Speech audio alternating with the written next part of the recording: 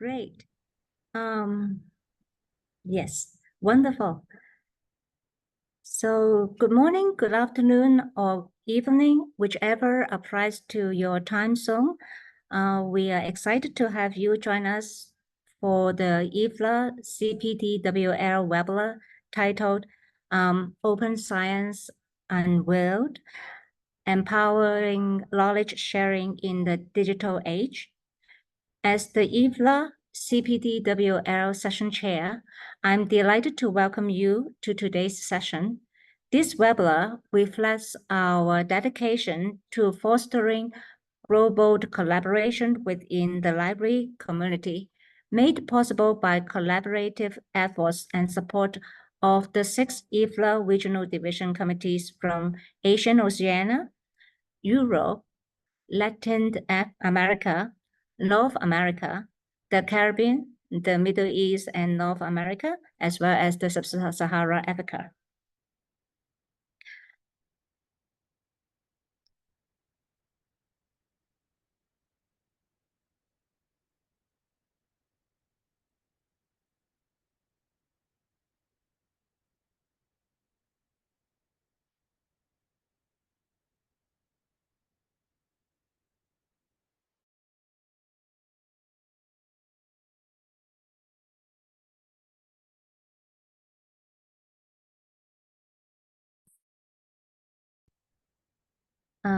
Okay. Maybe I just go in this way. Good. So today's session is dedicated to examine the impact of open science in our field under the theme Open Science Unveiled, Empowering Knowledge Sharing in the Digital Age. If you have any questions for our speakers, please don't hesitate to use the question and answer function of the Zoom webinar to submit them. The recording of this webinar with the PowerPoint files of the speaker can be found on the event webpage later. And please mute yourself for good quality recording. Thank you very much for your cooperation. And then, before passing the floor to the speakers, please don't forget to click the CC button to choose subtitles in your preferred language displayed on the screen. Please note that while the translations may not be flawless, it can assist in understanding the content. Now, let me introduce you to our esteemed speakers who will be enlightening us with their insights. We are delighted to have with us Dr. Wendy Wong. Dr. Wendy Wong is the Senior Assistant Librarian, Scholarly Communication at the Yue-kong Library of Hong Kong Polytechnic University. She has formerly the Research Data Librarian and Counsel on Library and Information Resources Postdoctoral Fellow Digital Scholarships at the Chinese University of Hong Kong Library.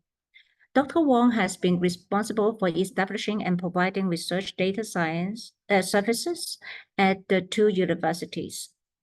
She was awarded her PhD degree in music by the Chinese University of Hong Kong and Master of Science in Library and Information Science by the University of Illinois, Champaign. Dr. Wong is currently a member of the Advisory Committee on Open Science and Scholarship and Big Data Special Interest Group at IFLA. Joining Wendy is Bong. Dr. Bond is Research Data Systems Manager of Purdue University Libraries. She managed the Purdue University Research Repository, provides data management and sharing support for campus researchers, and works with collaborators and partners across campus in support of researchers. Dr. Bond earned a PhD in Information Science from the University of Tennessee and did a postdoctoral fellowship in data and software creation at the University of Notre Dame. Her research interests explores the intersections between the technical and human infrastructures for research data management, data repository, and the study of interdisciplinary collaborative networks. At last, but certainly not least, we have Ayana Labale, Chair of the IFLA Sub-Sahara Africa Regional Division Committee, who will be masterfully overseeing our Q&A session. She will facilitate dialogue after presentation, so please have your questions ready.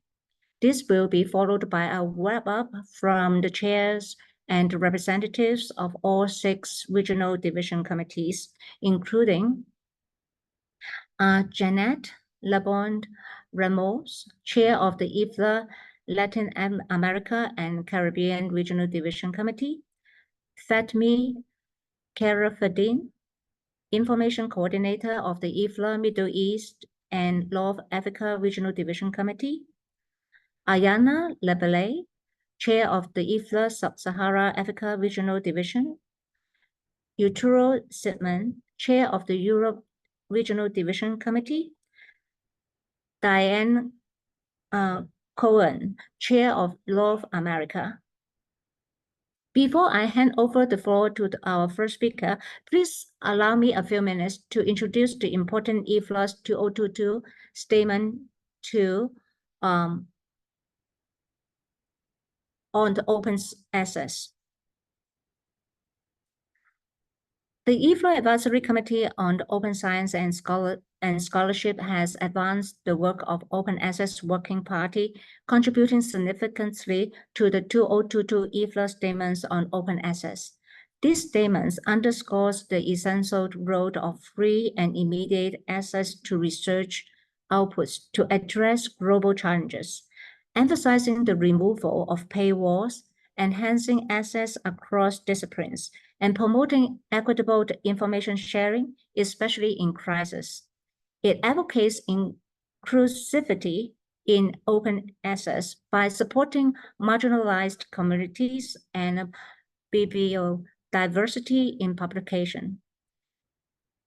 The statement also ties open access to combating misinformation and aiding policymaking, linking it to the Sustainable Development Goals, especially target 16.10, which focuses on public access to information as a fundamental right.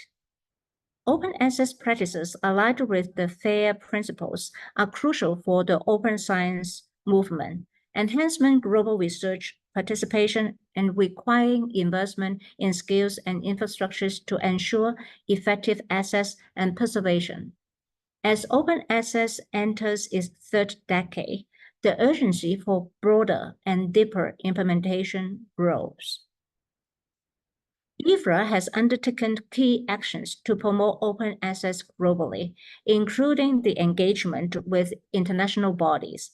IFLA has advocated with organizations like the United Nations and the World Bank to adopt open access policies, aiming to extend open access global impact.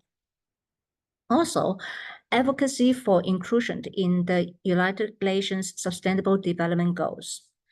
IFLA has advocated for including universal literacy and access to information within Sustainable Development Goal 16.10, highlighting open access as crucial for accessing government and research data. And in addition, transition to open access publication. IFLA is shifting its conference papers and publications to open access to improve the accessibility and also dissemination of library and information science research. These initiatives reflect IFLA's commitment to enhancing global access to information and knowledge. IFLA is intensifying its effort to strengthen and expand open access through several strategies actions, including raising awareness. IFLA will promote the rights-based aspects of open access, highlighting its role in intellectual freedom and expressions through its commitments, United Nations submissions, and national advocacy. In addition, international advocacy is important too. IFLA will push for rights retentions by researchers, adoptions of permissive licensing, and sustainable business models that compile with open access mandates to promote public, trust knowledge, and bibliodiversity. Moreover, building partnerships is the third items I would like to discuss here. Collaborations with organizations will enhance open access advocacy, tying it to broader issues like information poverty, open government, and the United Nations Sustainable Development Goals. Promotion of sustainable investment is another issue that we may need to pay attention to. IFLA will seek to foster investment in open access infrastructures. In addition, leading by example, IFLA aims to transition all its publication to open access by 2023, and these initiatives reflect IFLA's commitment to improving global access to information and supporting a well-informed free society through open access. So please access further information on the IFLA's open access statement online if you are interested after the webinar. And I'll now turn the things over to our first speaker, Dr. Wendy Wong. Dr. Wong, please take the floor. Thank you, Helen. Let me first share my screen.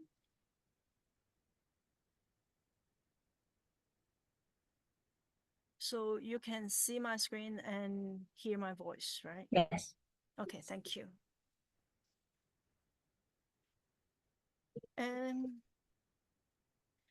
Good morning, good afternoon, good evening, everyone. Today, I'd like to share with you on the topic, Embracing Open Science, Actions for Librarians and Information Professionals.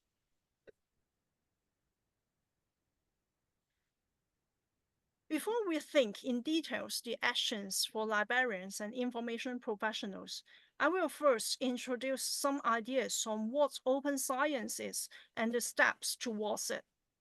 While there have been many publications on the events on open science in European countries, I will also share the initiatives that move towards open science in Hong Kong, where I am working in.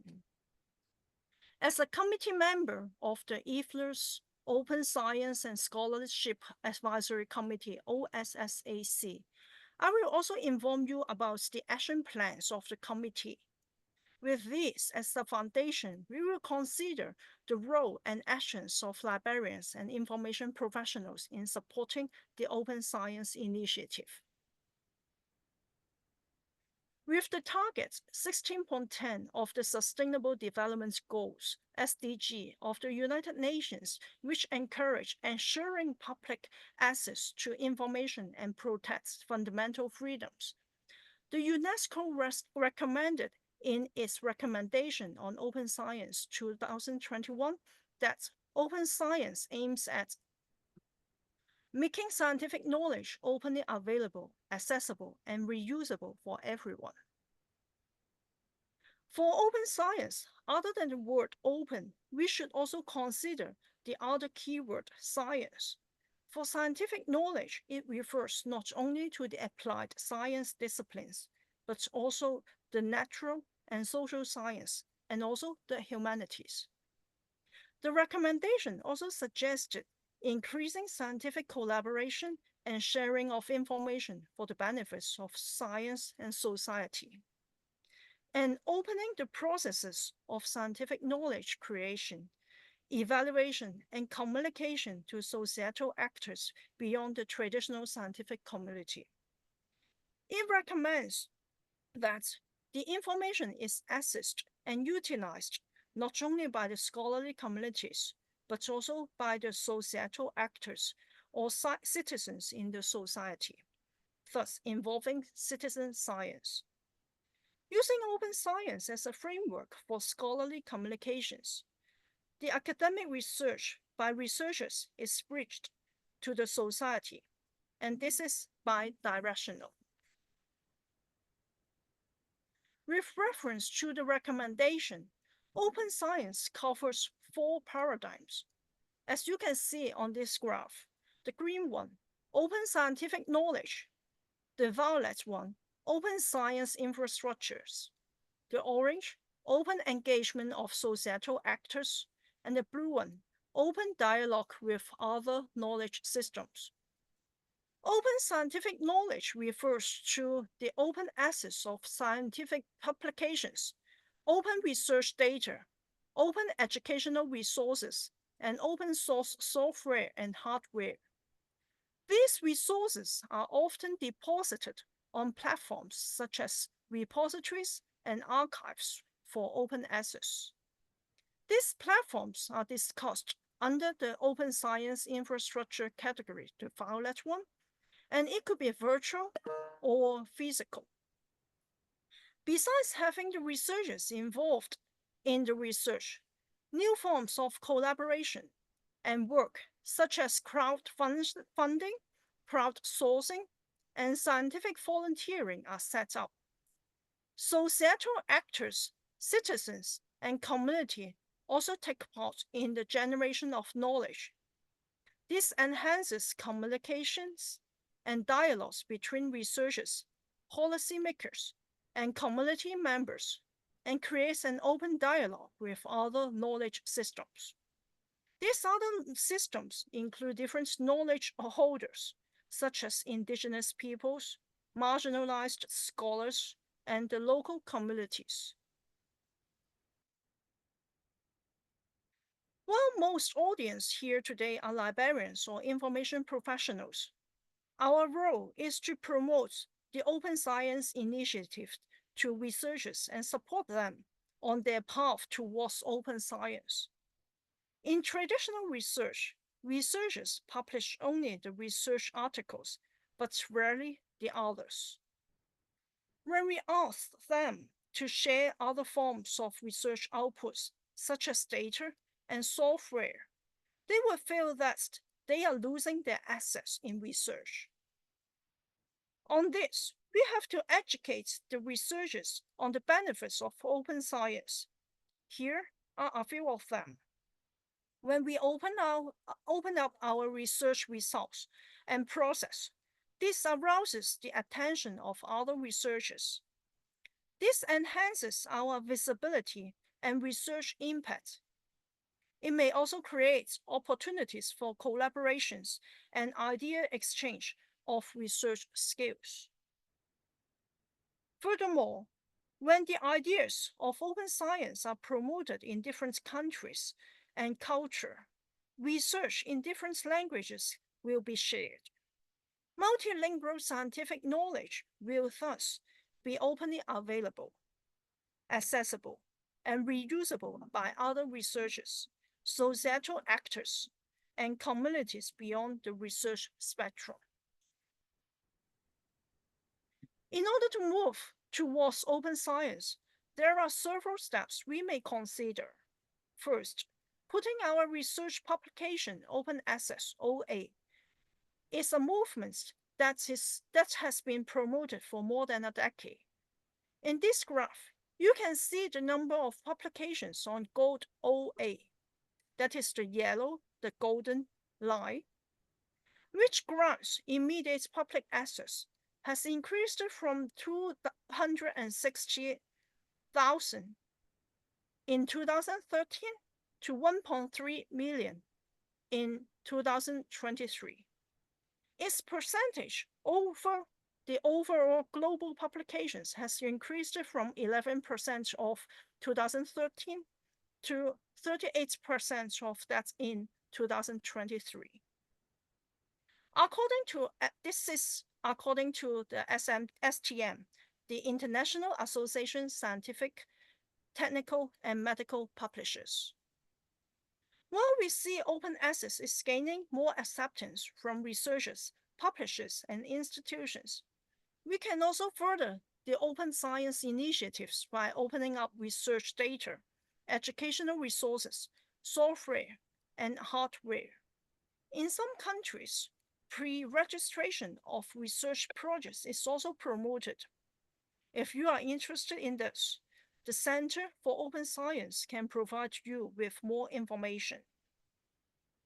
While open science encourages involvement of persons beyond traditional researchers, that is encouraging citizen science, we should also consider how various stakeholders in our society can participate in researches and their outcomes. In the tertiary institutions in Hong Kong, various measures have been implemented to promote open science. They include the institutional research archives, which feature researchers' profiles. They allow the public to discover the research outputs, such as publications and presentations in various formats, and grants information. Some publications which are under open access are also accessible through these institutional research archives. For some non-open access publications, the preprints or postprints of the publications may also be available on the archives too. An increasing number of institutions in Hong Kong have set up research data repositories to promote open science.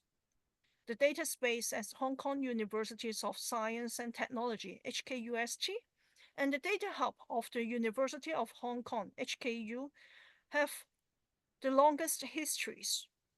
They have been set up for more than 5 years. The Chinese University of Hong Kong CHK Research Data Repository has also been established for nearly 4 years. In the past year, the Hong Kong Polytechnic University PolyU Research Data Repository and Ningland Data Repository have also been launched. They support researchers to share their data for reuse. It should be noted that the repositories of the HKUST, CHK, PolyU, and Ningland University are all implemented with Dataverse, an open source software which is developed by the Harvard University. This further emphasizes the open software concept in open science. The open source software also allows flexibilities in customization by individual institutions and users. Some university libraries in Hong Kong also digitize their collections, including but not limited to manuscripts and audiovisual resources, for openly accessible from their websites without geographical boundaries. The CHK digital repositories covers resources from Chinese medicine, oracle bones, to map and life of Chinese in different countries, among others. The HKU digital collection presents many collections about Hong Kong, like radio drama, and Hong Kong Tourism Board. The digital collection at the PolyU Library offers digital resources on history of Hong Kong and China, as well as manuscripts of composers and lyricists. The digital special collection at City University of Hong Kong offers access to digital resources of English law special collections and others. Some universities have also been using their digital collections for digital scholarship or digital humanities initiatives.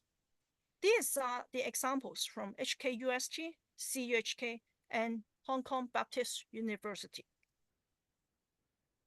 Other than the open institutional research archives, data repositories, and institutional repositories, some universities are acting further to encourage open science. The Open Books Hong Kong is a joint project launched a few months ago by the Chinese University of Hong Kong, City University of Hong Kong, and the University of Hong Kong. It aims at promoting open access to monographs in Chinese and published by the university presses of these universities. Currently, there are 9 books available for open access in this project. More books will be available in the future. Furthermore, the Chinese University of Hong Kong and CNKI collaborate to set up an open access mega-journal project. This journal focuses on social science, arts, and humanity topics. They have written a report on the initiatives of this project, and it can be accessed via this link. These are some selected services and activities in Hong Kong to support open science. What about happenings on open science around the IFLA? Following the 2022 IFLA Statement of Open Access, which Helen has mentioned, the Open Science and Scholarship Advisory Committee, OSSAC, at IFLA was established in early 2024. The committee comprises 22 members from around the globe. They joined force to raise awareness among federations and shape opinions and debates around open access and library values. We have quarterly meetings. In order to raise the awareness of open science and scholarship and engage with partners and stakeholders, we have proposed the following projects and events in 2024 and 25 Action Plan. First, moving the IFLA journal to be an open access journal. By the end of this term, we expect the IFLA journal to be financially sustainable and freely available to publish in and read. Second, we consolidate views from library perspectives on rights retention and secondary publication rights. We look forward to some best practice examples and case studies. Third, we will discuss on the equity and inclusion in open science. We will collate practices around what resources can be open and what cannot be, with reference to the care and fair data principles and the United Nations Declaration on the Rights of Indigenous Peoples. Lastly, our working team at IFLA has created an open access vocabulary, which was published in April. It consists of some major vocabularies about open science and open access in different languages with their definitions. The committee will continue to enhance this vocabulary by including more keywords and translations in different languages. To accomplish the aims of the committee, we participate in different events. While the IFLA Information Futures Summit is taking place later in this September in Brisbane, Australia. The Open Science and Scholarship Advisory Committee is co-hosting with the Advisory Committee on Copyright and Other Legal Matters, CLM, on 3rd of October, a one-day associated event, Open Data Challenges and Opportunities for Change. If you are coming to the summit in Brisbane, please look out for this event.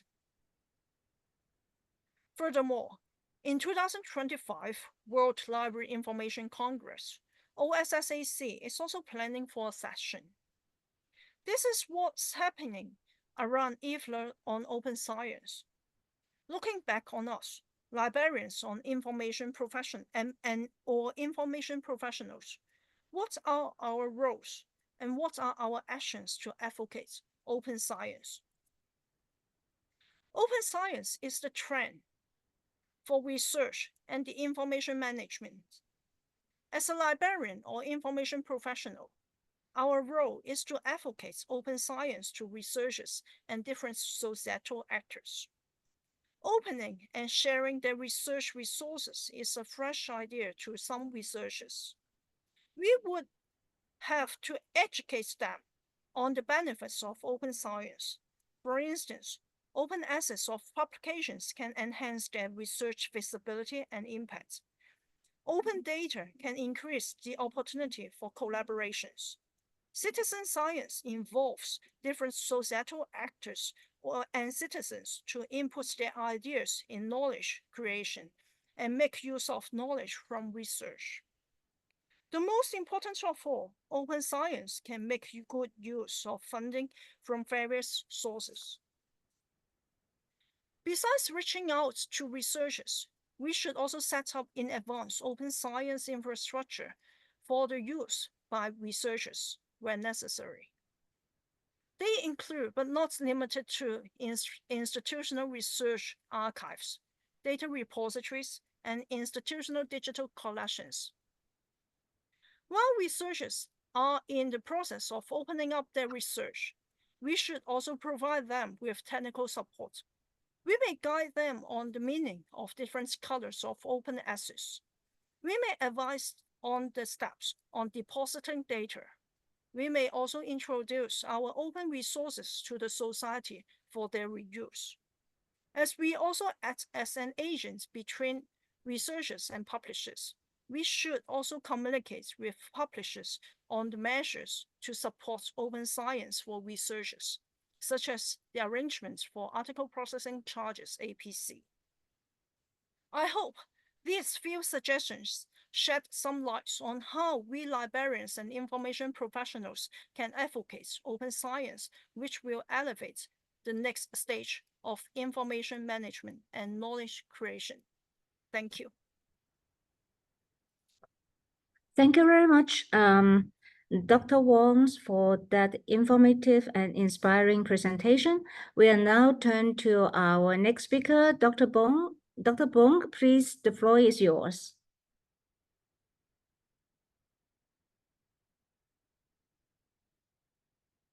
Thank you very much. I will share my screen here.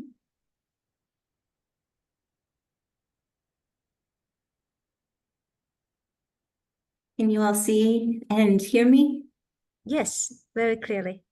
Wonderful, wonderful. Well, I want to say just thank you and how honored I am to be here to speak with you all and meet you today. I'm very excited to share, and it was wonderful, Wendy, to hear all of the different things that are going on in your area in Hong Kong, and to understand the worldwide perspective on everything, because I think, you know, a lot of times in the US, we don't get to hear as much as we would like to from around the world. And so this is a wonderful, wonderful experience. So in terms of where I am coming from, I work for Purdue University, and I'm the manager for our research data repository. And you may say, why is there a cat here? And that's because our acronym is PUR. So that's what we're known for. One of the overarching things that I'd like to share, this is kind of something that I think about a lot, is that the power, I believe, in open science is that it has the ability to unify us across the world. And I see that in the work that we're doing, and how many of these issues that we talk about are linked and have developed at a global level. And so these are 5 things that I will look at today. I want to talk a little bit about reproducibility and how that goes into transparency and integrity of research. And also talking about some of the large societal issues that really necessitate having more interdisciplinary work, that, you know, a lot of the time, this is something that we really need the open data to be able to access and discover. And then the ability to counter some of the misinformation that circulates and really ultimately leads to a greater public understanding of science, as well as that agency to I guess, to give the folks who are the data is about, the data that they need for their world, to actually be a integral part of the work itself and the science itself. And I put this quote down here because I think that this has been something that I've thought about a lot too, and that you know, a lot of times we have a myth that that it's not efficient. And I think that one of the things that is important for me to remember, and things that I speak with researchers about, is that it has human value. And so that's the big important takeaway that I try to share. So just to kind of speak a little bit about, I will talk a lot about open data today because that's the kind of my perspective a lot, but I do see a lot of connections here. And I believe you will as well. So when I think about open repositories and how they, like you were saying, Wendy, they really promote open science. They are the infrastructure with which we can provide that data and that information and public access to people. And then part of that is through the open data as part of that whole picture. And this is a little bit to share about how we think about our work at PER being both human and technical support, being an integrated campus support system beyond the library to do outreach across with our Office of Research. And beyond the online platform, then we also kind of take on a role as data stewards. To move into research reproducibility and open data and how it engenders honesty and rigorous research, as well as the respect for all of the people who will be using this data, I found this to be a very powerful example of an individual who was discussing her work and found these problems, and how she ultimately said, I will admit that I did something that was not correct. And so here I am to provide this example as somebody who wants my research to be transparent and respectful. And this may be a result of somebody else, looking at her data and saying, oh, actually I see this. And ultimately, that's one of those things that we then learn from across the board. So the idea that we really are facilitating that understanding of each other and opening up the eyes of the people who did the research, and to make sure that when we then share it, that the public has the trust. And if you're interested, there is a website called Retraction Watch that you may have heard of before, but it is very interesting to see the different things that happen, especially the researchers that speak up, I think. Types of reproducibility, these are kind of the three things that we work with researchers on, is that the computation is one part where they are able to get the same numbers as somebody else did. So ultimately, they may be not necessarily running the same actual study, but they are using the code and the data to get those same numbers. With the methods, you are actually doing everything the same. And that will, and when you do that, then you get the same results. So that's one very, I would say, maybe stringent or strong understanding of reproducibility or reuse. And then the results, you may be not using the same data, you're collecting new data, but you're using the same methods. So these are just three ways that folks that, who work with repositories are really working to continue to make data as usable for as many people as possible.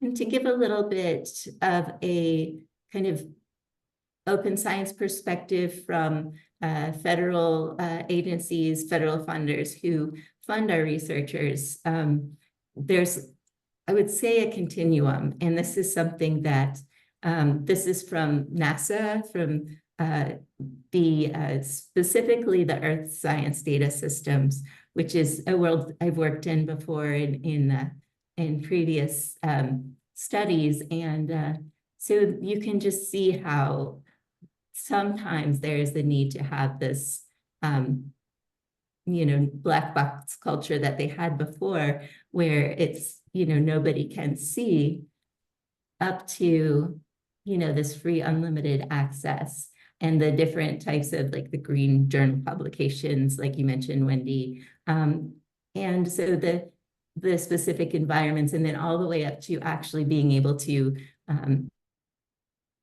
use this data for so many different types of work. So I like to see how this is being framed, and also how hopefully we're starting to move forward with this as much as we can. Here, I'd just like to take a minute to do some myth busting and talk about some misconceptions. And these are things that I hear at my institution and we talk about in various venues, and you all may be very familiar with hearing some of these things as well. And so some things to, when folks would come and ask about this, that we can kind of utilize to help understand. And, I think that there is always been in many of our disciplinary cultures, this understanding that open journals might be predatory. And really knowing, as I'm speaking to the people who know so well, that these are often peer-reviewed, highly cited, and very well respected, I would say, especially in the information science world. There's among researchers who are sharing their data, there's a big fear of being scooped. And you may have heard that term before, but really the idea that somebody will steal your idea and your processes before you get a chance to do it. And that it's something, Wendy, I believe you mentioned this too, in terms of pre-registration and the ability to say, this is what I will do, and this is me, and I have this very easy, persistent identifier to show you. The idea that it takes too much time, that is kind of the phrase that we say. My dad says, penny wise and pound foolish. It's very easy to want to do exactly what is, cheapest, fastest, but then in the long term, you don't get the benefits and the world doesn't get the benefits. So that's one thing. And another thing, and this is, I think, imagine this is significant around the world, is that the idea of the file drawer effect, where many times studies don't get published because they don't have significant findings, that their p-value is insignificant in the quantitative studies. And so, and this is the idea that that's not worth sharing, but at the same time, and this is something that I imagine that many of us have learned over the years, is how important those the mistakes are to how we learn and how we grow, and that they're actually very beneficial to more than our world, or than our specific world. To give a little bit of context on the open science kind of, I would say these would be mandates, and how a lot of times in the US we think about it and really kind of focus on this, which I imagine is very difficult, and like looking at hearing about the UNESCO and the United Nations. And I would say I hope that the US can eventually move forward beyond simply the federal mandates.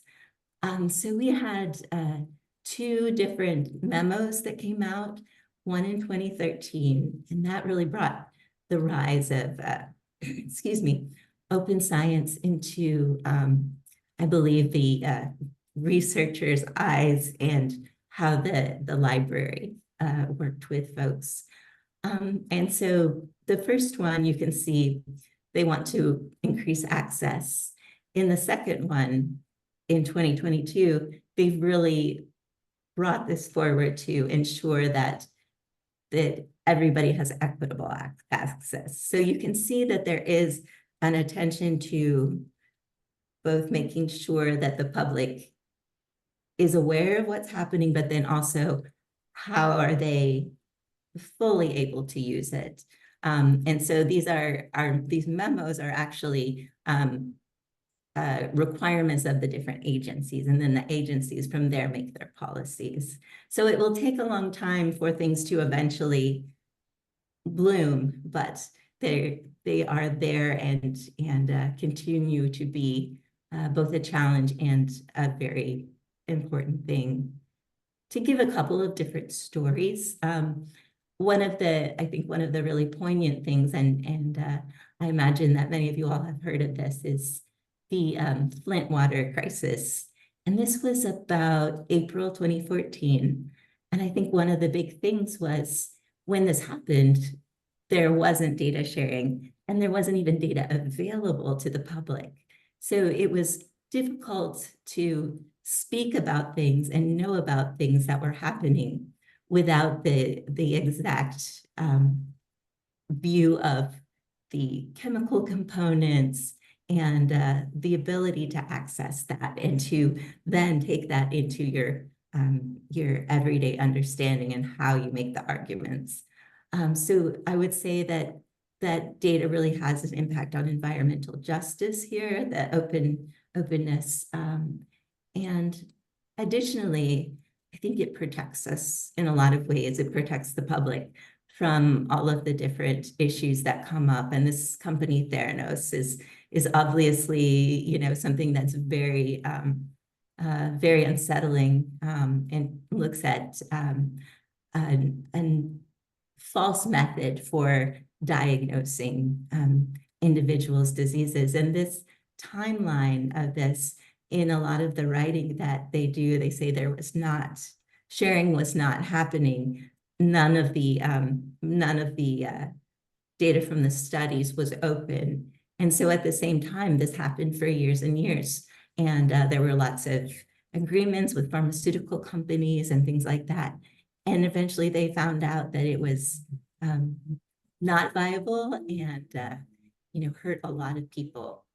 So these are some things in terms of protection and agency that the open data is really providing specifically to the public. And to kind of, this is from the Center of Open Science, and when you spoke about the Center for Open Science and the Open Science Framework, and I really liked this pyramid that they have. And I think these are a lot of things that we as information science professionals are, you know, able to kind of internalize and show through the work that we do with our researchers, with our students, and that, you know, in terms of how we do our infrastructures, making it very easy to work with and possible. That's always the big challenge, especially as the data gets larger, as the publications and the data get more complex, there's more materials. And then having the ability to really make that incentive be intrinsic to the individual researcher, which I see more and more happening, and that is very heartening. To talk a little bit more about inclusivity and how we work as information professionals, I do notice and believe that we have really a lot of ability to make a difference. And I want to mention this gentleman, Ricardo Levins Morales, and his art, and you can see his studio online. But I think that this phrase, nothing about us without us is for us. And so in that sense, not only are we working with open scholarship, open science, but we're doing it in a way that is, I'm trying to think of the right word, authentic, respectful, and actually includes the community. And that only in that way can we really have open data. So you all are familiar with the FAIR principles, I believe, in many cases. And I like this diagram because it talks about the meaningful interaction and the persistentness of the ability to discover things, that it needs to be consistent throughout time. And that we're really doing that full disclosure when we're sharing all of the information that we're sharing. So that's something, of course, that we try to explain, but explain in a way that's very much palatable and doesn't necessarily have the acronym, but really speaks to it in a way that the researchers can understand how this relates to their work. And as well as care, which Wendy you mentioned, and this really, I believe, has been one of the just a huge step forward for the communities. I believe the work that we do in the repository, and I think there's a lot of discussion about how we change the culture of the way we work with repositories. And I would love to hear more about what repositories around the country or around the world, how they are implementing this into their work, you know, how this is including the communities, including the populations in that development of those that culture. And so here, just want to, I will read the two things specifically, but mention to tell the data stories. And like I had those brief stories, I think that that's one of the big things we can do as, you know, service providers, information professionals, is to make sure that this gets heard, that it gets heard to the people that we work with in terms of that interconnection between the interdisciplinarity to work on our very important societal issues, but then also in terms of taking that care and building that into it. And that we do that through the telling of our data and scholarship stories.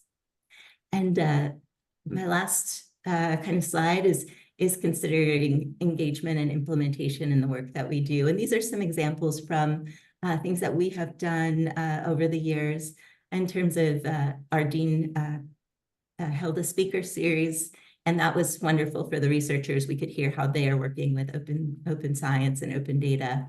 Of course, providing those avenues to actually do the open science in a very accessible way. We look at Love Data Week. We usually do something specific for Love Data Week.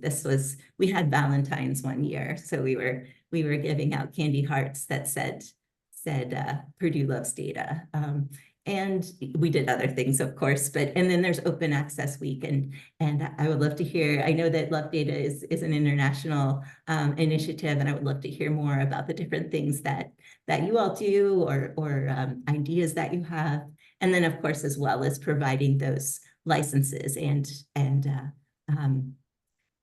knowledge of those licenses, how they're applied, and also in terms of like open source software and how we make that open through the different types of licenses, as well as data and publications. And then this is kind of my final takeaway is that we as information professionals work in terms of leading the way. And so in terms of the work that I do, hoping to use as many open access resources and publish in as many places that I can to provide open access and require open data sharing. And I want to say thank you all. And that's my presentation. Thank you. Thank you very much, Dr. Bo, for that insightful presentation. So we are now joined by John Wicks, the CPDWL Information Coordinator. So Jones will introduce us to the Library of Congress freely accessible science databases. John, the floor is yours.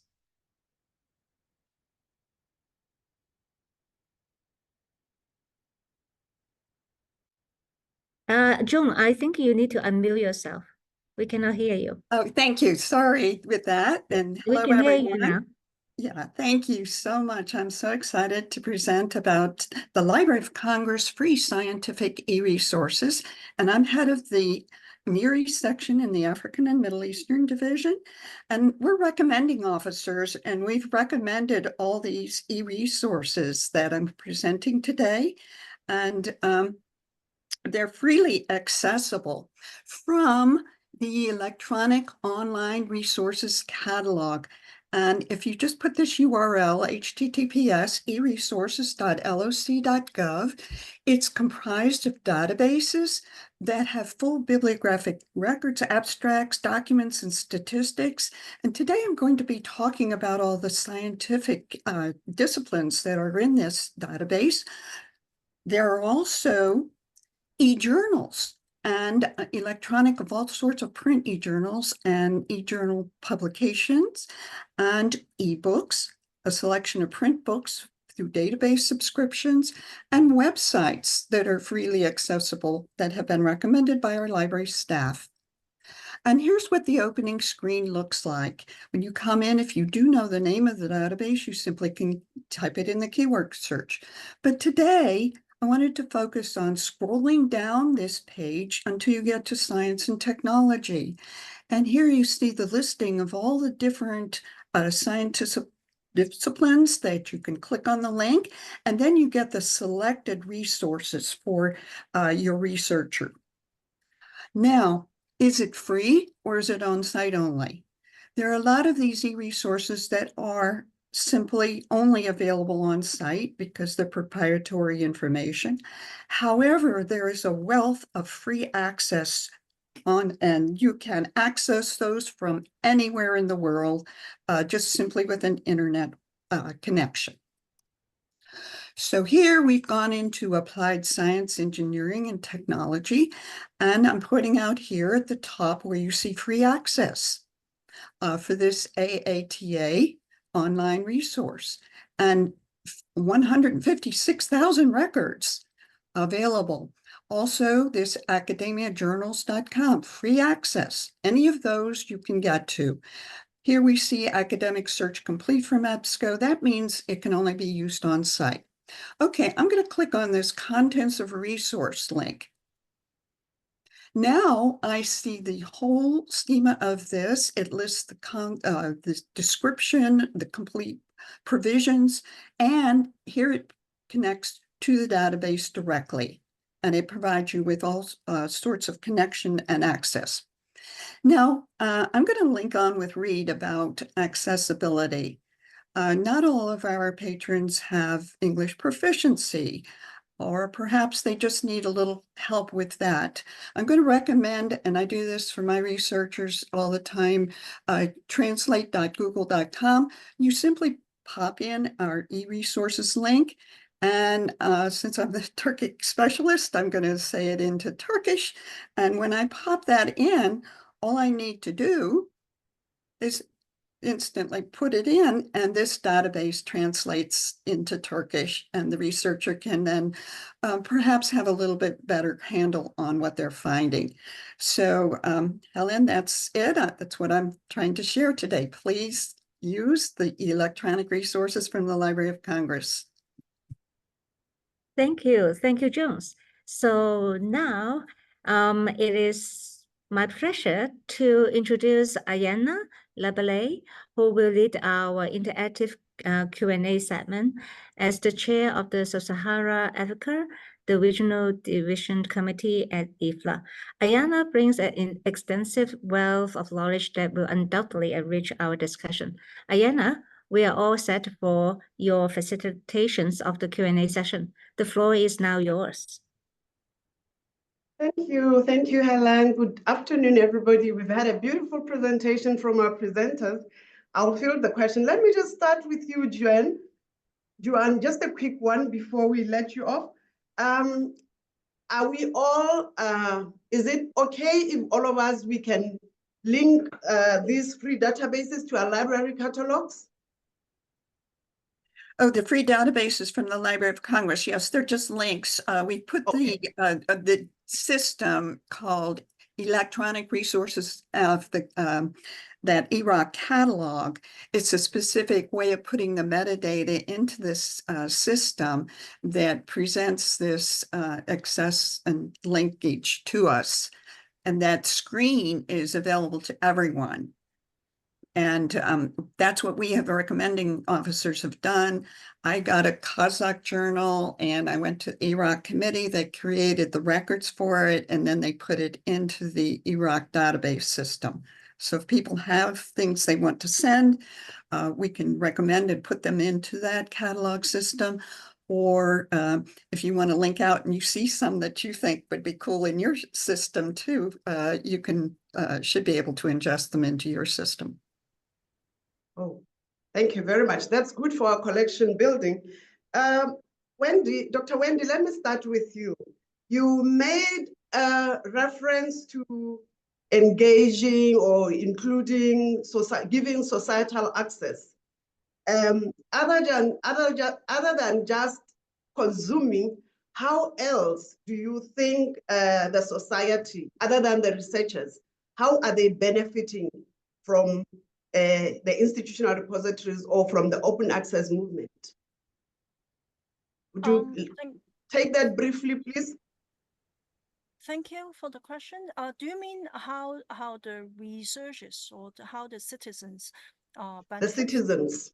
How the citizens. In fact, when our researchers publish their research in articles or publish their research data, for example, the policymakers from the government can make use of this information, for example, from the details in the data or from how the source code is made use of in the research project. That this data could be useful to the policymaker in making further policies in the future.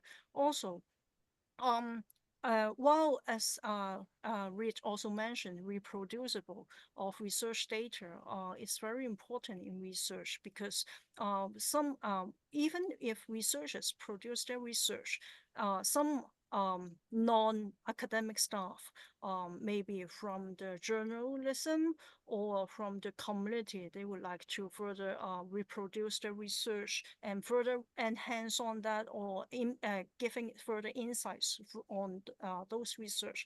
This can be beneficial to further society as well. So open science is beneficial to both the research field as well as to the society. Okay, thank you very much. Still on you, Wendy, Dr. Wendy, you gave us, you indicated the creation of the open access vocabulary. I don't know whether we call it the dictionary or but it's a reference source. I wish to establish whether when you say it's translated into other languages, do you mean the IFLA official languages or even my language, it can be translated into that? Can you unpack that briefly, please? That is for that vocabulary, it is online. Let me see if I can put the link online. So from this link, you can find the vocabulary which was published in April, and we are further enhancing on that, and we look forward for further enhancement, polishing, adding more languages. For example, open science, how it is translated into Chinese, Arabic, and in the future, we may also have French or other languages in the vocabulary. So the English term is there, and then the definition and where the source is tabled in the document. And then we also have members may having in their native language in different languages, and this file include their translation in different translations. So if you find any members on the floor, if you find that your language is not in and your language is not included yet in the document and you would like to contribute to the document, you may also contact me and we can further work on how to make further translation in different languages. And those languages are what we are originally aiming at the United Nations official languages. So if we would like to further other languages other than that, we may also talk to the chair on how it could be managed. Thank you very much. The next question that comes, it's for both of you, Dr. Wendy and Dr. Reed. You both have a history. You have a history of institutional repositories or open access. Let me start with you, Reg, so that we give Wendy a little break. The challenges that you are experiencing now, let's start with the challenges at takeoff and the challenges that you continuously inherit as even the system matures. What are those challenges? Let me start with Reed. What key challenges were you experiencing? How did you manage that? Were they resolved or they just keep on taking a different shape as the project grows? Understand.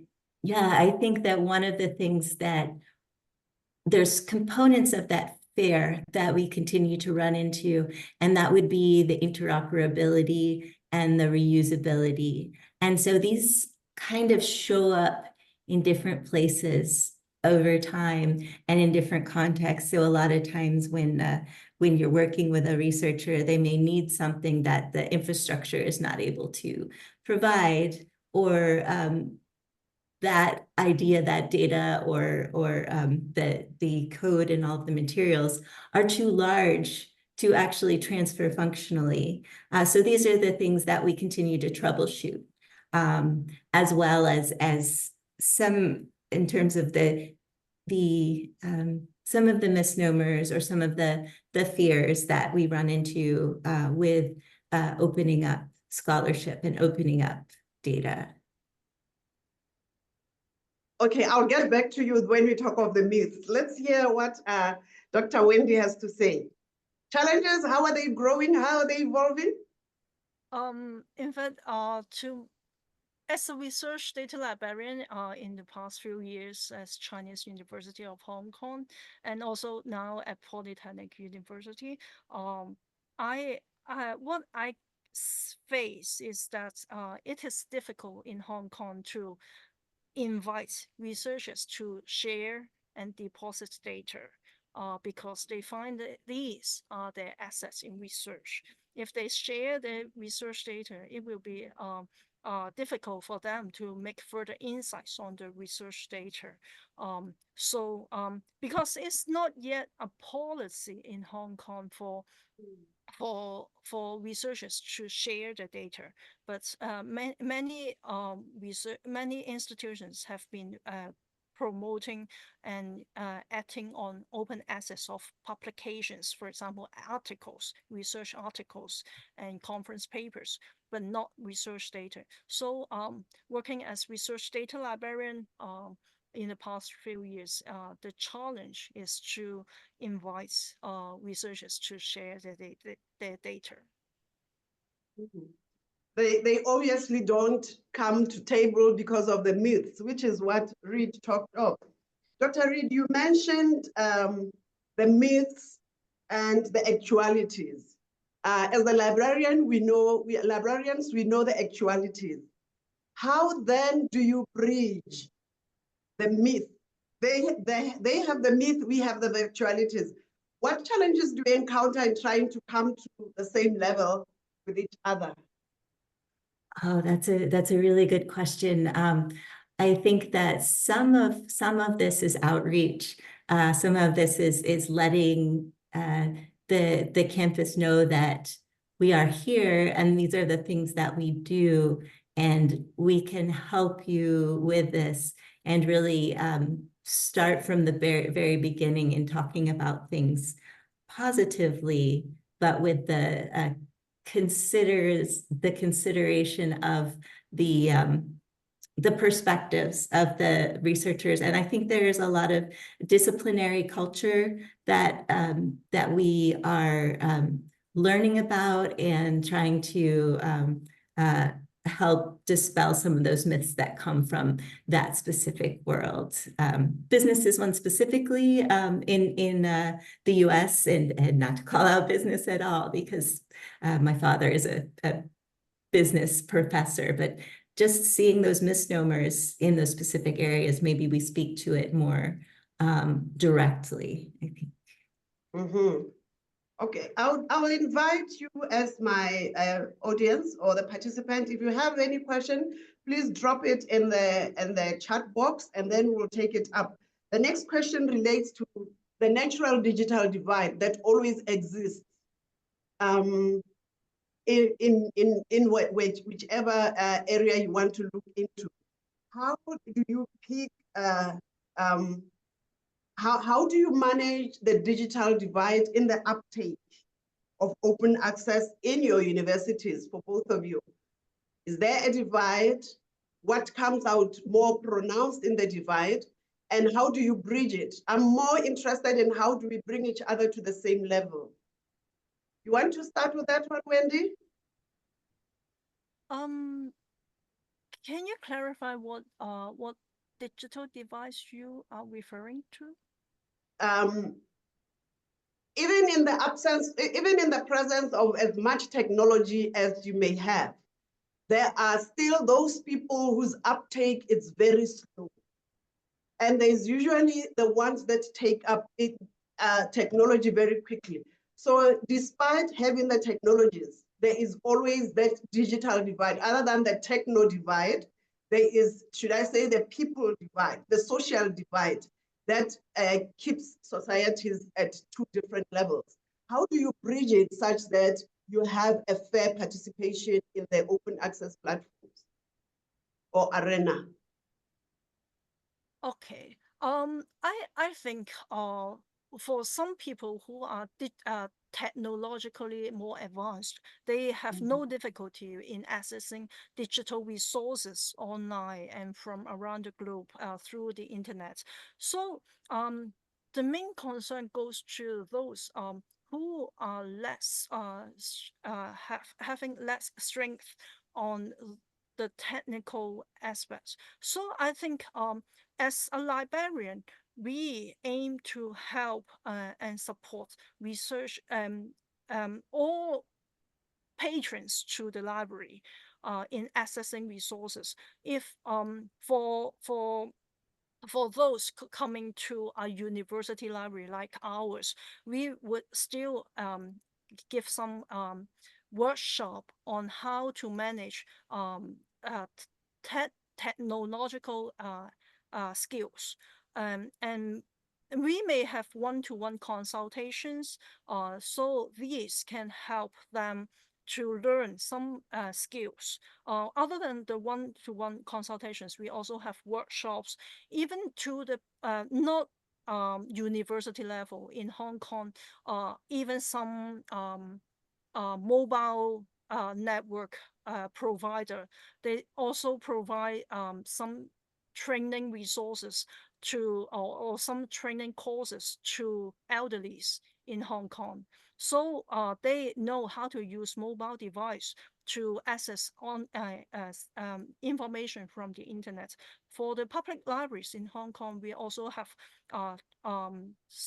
some technical skills training workshops for the public. So it goes to the old and the youngsters. So we hope we can minimize the difference between the technologically skills difference between different peoples. So the scope, the open science can benefit all people in the society. Okay, you want to respond to that, Reid? Oh, certainly. I think in terms of, I see two different parts of this, one from the campus perspective and then one from the public access to the information and the data. I think that for the campus, a lot of times the academic, especially the large, they call it Research One universities, and some of you may have heard that or work with the different levels as well. But that there is a attention towards funded research, so having the grants and the fellowships. And so it almost is the case that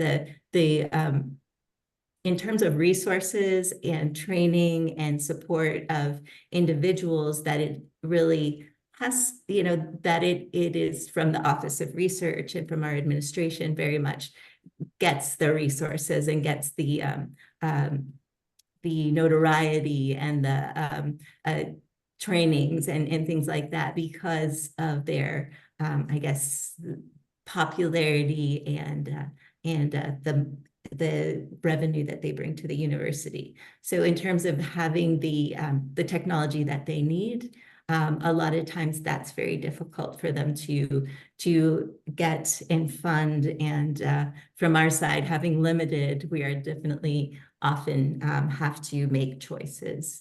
So that is on the campus side.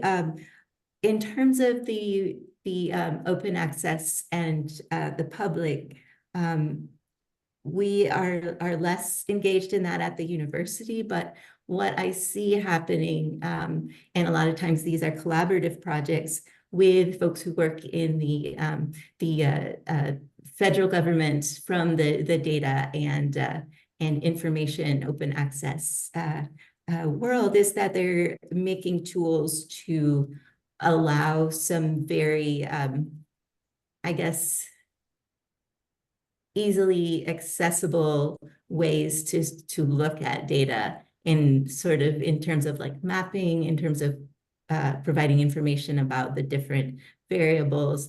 I do think that that's something that definitely needs more discussion, because a lot of times these tools are not built by the people who need it, or not in collaboration. So I think that's one thing that we will continue to. Hi, Helen. You'd let me know if we are running out of time, if we have enough time, because we are getting excited. Thank you very much. You have hosted a very successful Q&A sessions. And Helen, yes, thank you, Ayana. Helen, let me throw in some take homes that are coming from the chat box here. There is, yes, a comment on researchers being very overprotective with their content, and we having to manage that. And there is a call for having all these being part of the university strategies. The broader strategic plan should include advocacy for open access. And then the one last one here is that we need to, the government-funded research policies, they must insist in having open access. There are so many exciting questions that are coming through. I think we'll curate them, we'll keep them for you, our participants, and then we would share. Yeah. And the slides, they will be shared online, so you'll continue developing and engaging with the authors in good time. I thank you so much. Thank you, Helen. Thank you, Ayanda. So as we approach the conclusion of today's enriching discussions, as you can see, I want to extend my heartfelt thanks to all the speakers and participants for the invaluable contribution. It is now to my privilege to invite the chairs of the six and the representatives of the 6 IFLA regional division committees to provide a summary of the key lessons and insights from our webinar. So first, we will hear from Ayanda Labalay, the chair of the IFLA Sub-Sahara Africa Regional Division, who has expertly facilitated our Q&A sessions, and she will be followed by the chairs and representatives from Latin America and Caribbean, the Middle East and North America and North Africa, North America, and Asia Oceania regional division committees. So each offering their unique perspectives. So I'll pass the floor to Ayanda. Thank you, Helen. I'll be very brief because I'm taking advantage of having been on the floor. So I'll just say these are beautiful lessons that we can take at the regional level. We can take also at our country level. There is a lot that we still need to do in most of our countries because, like we indicated earlier, we don't have any policy or any structure that compels. So it's still mainly at the voluntary level. So we will pick lessons from how you did it until you got to that mature stage, because I noticed you have a long history in the open access field. We are progressing in other countries. So we will tap in from your expertise. I thank you. Thank you, Arianda. And Janet Labon-Ramos. Yes, thank you, Helen. I will do my summary in Spanish so I can express myself better. So, agradezco a la doctora Wendy Joyan y a la doctora Ray Bowen por sus inspiradoras presentaciones y las valiosas ideas y sugerencias que nos han compartido en la mañana de hoy. Es evidente que los proyectos que se han desarrollado tanto en Hong Kong, ¿verdad?, que nos han presentado durante este evento, son ejemplos de un enfoque transformador que promueve la transparencia y la colaboración en la investigación. Las ciencias abiertas han sido un paso muy importante que abren puertas al acceso libre a la información científica, y con todo esto yo quiero enfatizar en lo que mencionó la doctora Bowen, quien dijo que es fundamental que los resultados de la investigación estén disponibles no solo para conocerlos, sino también para aplicarlos en la vida cotidiana. Por su parte, la doctora Hoy también subrayó la importancia de abogar a las ciencias abiertas. La implementación de proyectos como los que mencionó, entre ellos repositorios y otras publicaciones de acceso abierto, son un paso esencial para demostrar o democratizar el conocimiento. Estos proyectos son cruciales para la introducción de recursos abiertos en la sociedad, abriendo puertas a millones de conocimientos y maximizando los beneficios para la comunidad científica y el público en general. No tendría sentido producir tanta información si esta permanece restringida en espacios particulares a los que no tenemos acceso todo el mundo. Así que es necesario garantizar la visibilidad global de la información, los resultados científicos y su uso para impulsar las nuevas investigaciones y nuevos conocimientos. Así que nuevamente gracias por su valiosa información. Les agradezco muchísimo y nos quedamos con todo esto para poder seguir aplicándolo. Gracias. Yeah, thank you, Janet. And then we'll come to have, we are grateful Saif can be with us. Saif Jabbar, can you share your thoughts with us? Unmute, yes. Yeah, thank you. I was asking Fatma to do that, our coordinator in the group. Thank you for the speaker. Thank you very much. It's very inspiring speech, and glad to see my old friend Joe from Librarian as well. I'm glad to see you all. Actually, I'm traveling, and as I was waiting for my transport, I joined the session, and it was very interesting. I liked it. The movement of open science and open access actually has affected us, all of us, very positively. Speaking at the MENA region, we have a lot of movement, local movement now in open access. There is the open access depositories are increasing and growing up. Speaking at my university, for example, we have started a very good and a very, I can say, national open access depository. It's called Shoah, which is started a few years back, and it's growing. It's not only covering the university, it's covering the whole country, and it's multi-language. It's in Arabic, in English, and it's serving very well the scientists and researchers from Oman and around the world. There is also the Arabic movement for open access community, which is a very active community. It has a lot of Arabic word, and it's has including there's a upcoming one in I think it will be in December in Morocco. Also, we have the I think it's the Open Science Council Assembly, which will be in Oman next year, early next year in January. And as MENA IFLA region, we are planning to participate with the delegates representing IFLA in this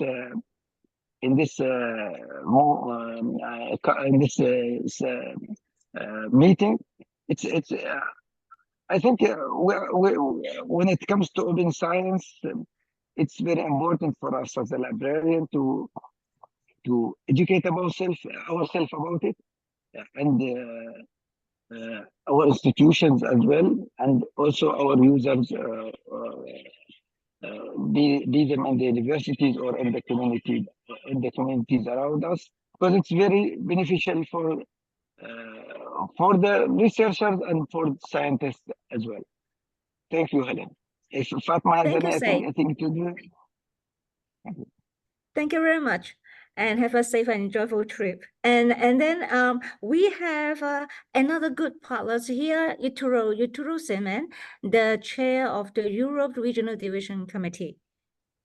Thank you, Helen. Yes. First of all, I would like to thank you for organizing this inspiring webinar, and also I would like to thank all our speakers for their valuable speeches and presentations. Actually, we already almost at the end of the session, so I don't want to spend more time, but just I want to express some key points of my understandings of the webinar.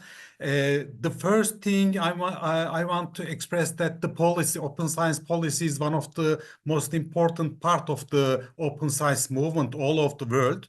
And all the regions, IFLA regions and nations have to prepare their open science policy, written open science policies, and we, as librarians, we have to get some supports from politicians and parliaments as well.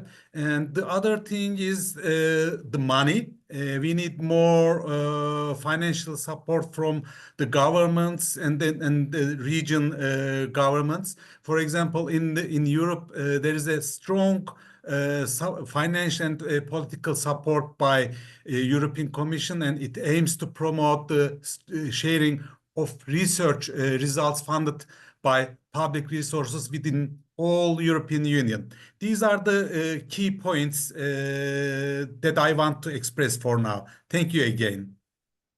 Thank you very much, Yuturu. And then last but not least, we have Diane Cohen, the chair of the Love America. Diane, the floor is yours.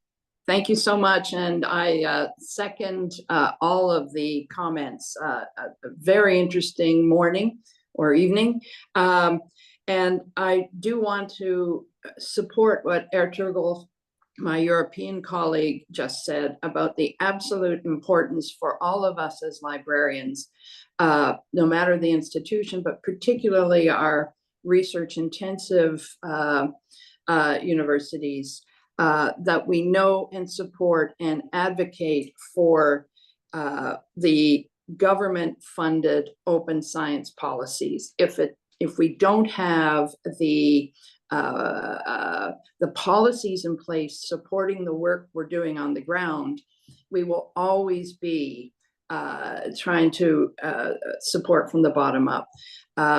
I was really pleased to hear the reference by Dr. Reed about, in the US, the Nelson memo, very important memo from the Deputy Assistant to the President, that all federal agencies are due to issue their draft policies for open science by December 2025.